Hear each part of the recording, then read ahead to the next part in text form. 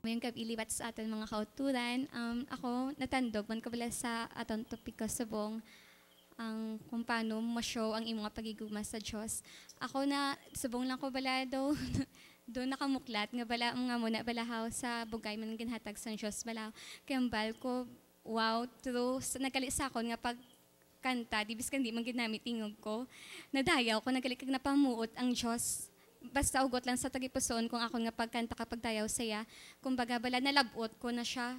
paagi sa siniman bala nga opportunity ang ginhatag sa akon. Kag amo man na biskan nagali sa pagsaot man balahaw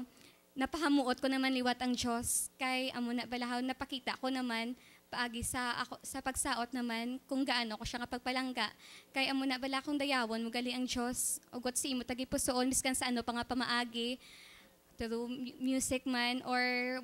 sa pagdayaw bala saya through worship mapamuot tagid gali ang buhi nga Dios kag amo na grateful gid ko kag thankful gid ko kay isa ako sa ginpili niya balahaw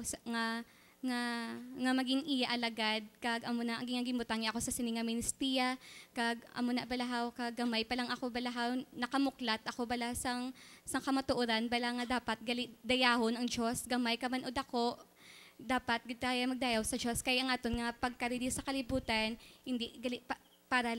sa manggad or sa amo na balahaw sa pangalibutanon kunti galing aton di nga handomon sa kalibutan amo ang kabuhi nga wala sing katapusan kag ang aton nga balay dito sa langit bala sa pila ka adlaw kag amo na gali dapat ang aton nga priority ti amo nang bakubaw biskan gali nga kis abala ko kapoy na gid balahaw mag duty tanta na lang mag review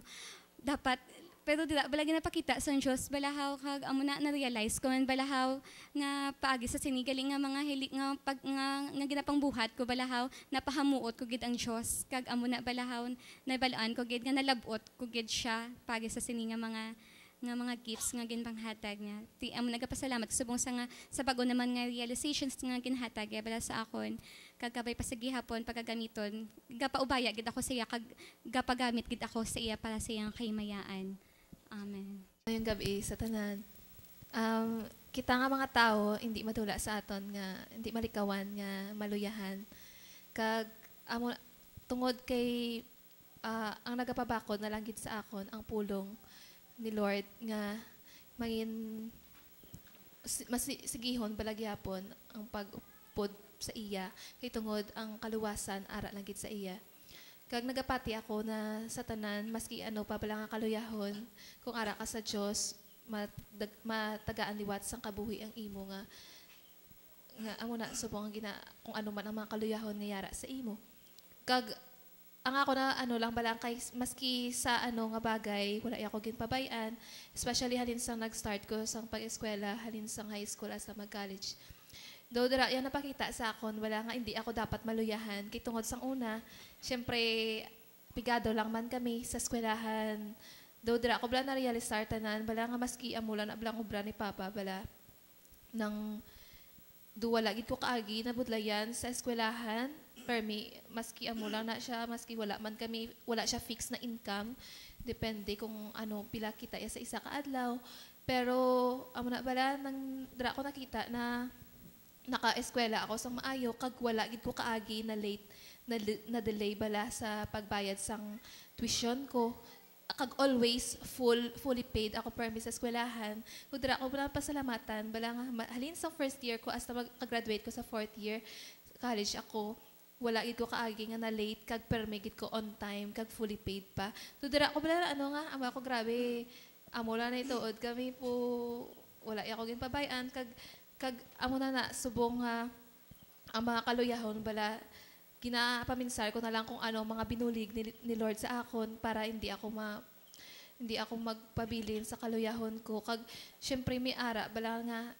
siguro subong tion ko naman para ibalik sa iyang tanan ng mga grasya ginhatag sa akon especially subong nga kinanglano naman ako subong sa akon nga pamilya kay hindi lang tungod kay naka-graduate na ako kinanglan man nila ang akon nga suportar para sa ila kag amo na nang ginapasalamatan ko lang kay wala ako ginpabayan nga sa gihapon may kusog bala ako kagkabakod kay maski ako do gusto ko na bala magpauway man nga syempre nakapoy na ko permi lang amo na ang routine ko na obra tapos makanta syempre magkanta ka kapoy man nga daan ang kapin pa ang imo nga kung sa ano mo ang ulo mo ga kung headtone ka, kung ang ano mo perme ka managotom kung ang persa mo dira na lang perme. Pero sa gihapon tungod kay ang Dios ang kinakantahan mo, tanan bala mas hindi mo na pagpaminsaron kung ano pang kakapoy tungod sobra-sobra pa ang ginabalik niya para sa aton kung gakanta kita para sa iyang kadayawan. Amo na ginapasalamatan ko kit sang dako kag ginabalik ko kin tanan nga dungog kag himayaan para sa iyang ngalan.